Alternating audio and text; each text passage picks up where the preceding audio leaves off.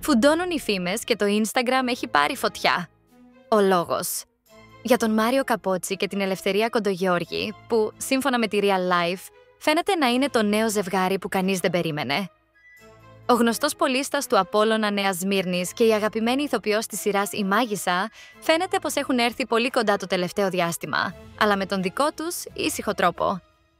Οι δυο τους γνωρίστηκαν μέσω κοινών φίλων και, όπως λένε οι πληροφορίες, από την πρώτη στιγμή υπήρχε χημεία στον αέρα.